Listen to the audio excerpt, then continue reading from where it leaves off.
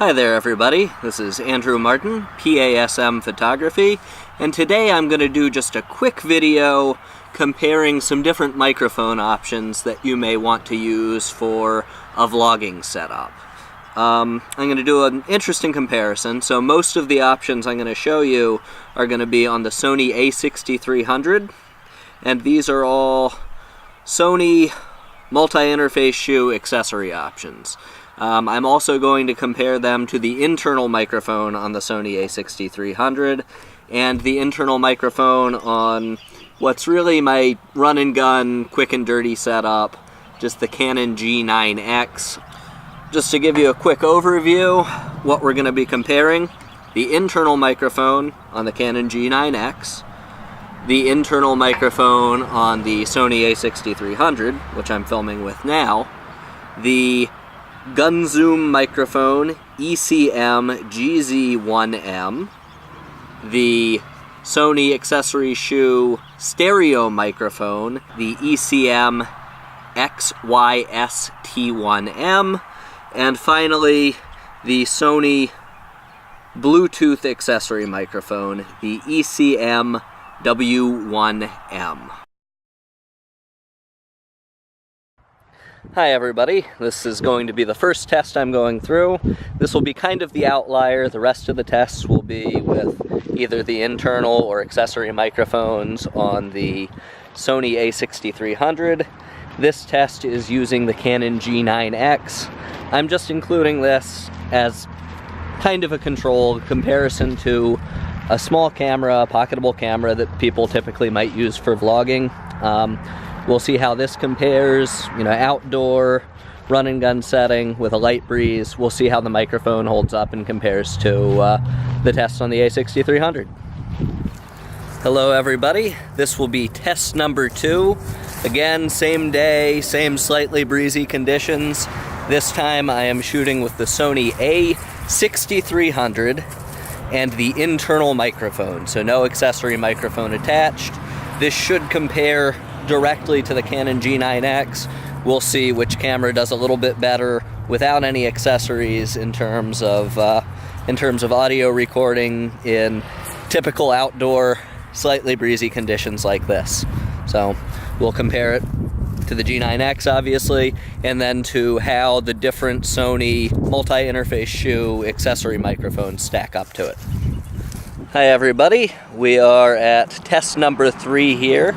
This is using the Sony ECM-GZ1M Shotgun microphone for the Sony multi-interface shoe.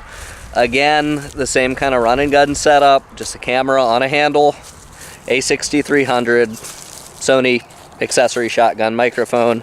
We're going to see how this compares to the internal microphone on the Sony and the other accessory microphones. We'll see how they go. Alright, moving right along, this is test number 4. This time, once again, with the Sony A6300 and an accessory microphone. Typical breezy conditions, some background noise, and this is with the Sony XYST1M, I believe that's the designation. This is the multi-interface shoe stereo microphone. It's set to straightforward, and it's got the fuzzy windsock on it that came with it. We'll see how this compares to the shotgun mic and the other microphones. Alright everybody, this is the final test. This is using the Sony Bluetooth wireless microphone. So you can see it's clipped onto my hoodie here. Again, slightly breezy conditions. We are just walking and talking with the Sony A6300 and this wireless microphone. Actually going to do 2 rounds of tests with this. The first time is only using the accessory microphone, and the second test will be with the mix mode. So this is the first test, wireless microphone only. We'll do one more test with it set to mix between the wireless microphone and the onboard microphone in the A6300, and we'll see what the results are like. Alright, last test everybody. This time I mean it. Again, the Sony Bluetooth microphone. Bluetooth accessory microphone for the multi-interface shoe, mounted on an A6300. This time I have it set to mix mode in mono. So it is recording audio with both the accessory microphone and the built-in microphone on the A6300. It will mix them together into a mono stream, and we'll see what the results are like. We'll compare them to all the different microphones, and once I've reviewed them all on the computer, I'll talk about which ones I prefer, and you can draw your own conclusions from the footage. All right, thank you. So let me share my thoughts on the audio test that we just did. Going with the first test, the sound straight out of the Canon G9X, it's tinny. It's a very tinny sound, even compared to the internal microphone on the A6300. That shouldn't be too much of a surprise. It's a much smaller camera. The microphone's in there, probably also much smaller. It certainly gave perfectly passable and understandable audio performance in this situation with just a slight breeze outdoors, but you picked up a lot more background noise, and the sound wasn't quite as natural or as deep as any of the other options. Now, the internal microphone on the A6300, I think, did a better job of getting a more natural tone, but it had some of the same issues as the internal microphone on the G9X. There's a tinniness to it compared to the other setups. Wind noise is an issue. Even in a light breeze, you get that kind of ugly crackling sound, and obviously you're getting just background noise from everything around you. It's a better camera for that type of work, even without an accessory microphone, but still not optimal or ideal if you're looking at getting into seriously vlogging or doing some, not necessarily professional, but enthusiast type videos. I would recommend picking up an external microphone. All of these multi-interface shoe microphone options, none of them are really professional solutions, but they will give you leaps and bounds better performance than the internal microphone on your typical Sony camera. So, moving along, the first external microphone test with the ECM-GZ1M, here I actually modified a very inexpensive windsock to fit on this. You might have noticed in the video some of the hairs flopping down into the frame. That was with a 16mm lens on the Sony A6300, so that's something to be aware of. The windsock did help tremendously with wind noise, though. The sound on this I didn't find to be quite as natural as the stereo microphone, which I'm using right now, but it did get good subject isolation.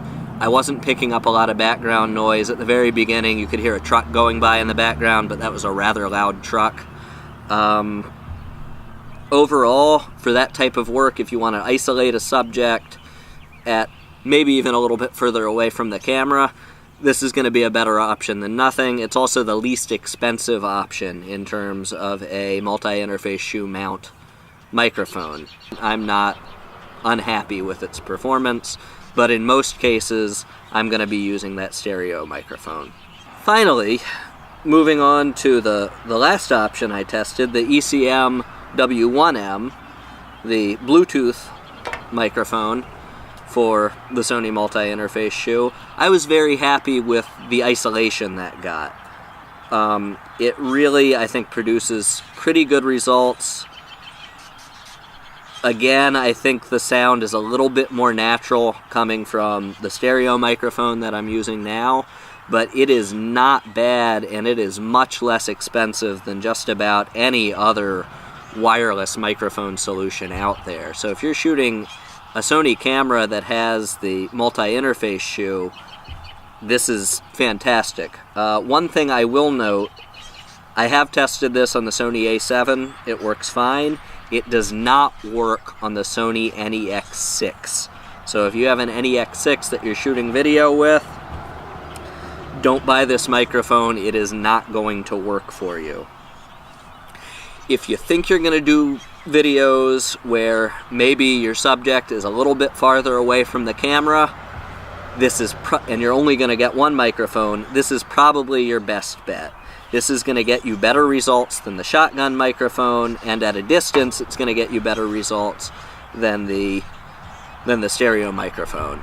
That being said, if you're going to be doing mostly handheld work, close-in stuff, there's absolutely nothing wrong with that stereo microphone. I like that it's adjustable wide or straight ahead. It's a really good option. It's probably what I would go with if I only had one of these microphones. One more quick note. I don't know if this is peculiar to the Sony A6300 or not, but in mix mode, we had that really terrible echo where you had the kind of muffled sound from the internal microphone and the louder, clearer sound from the clip-on.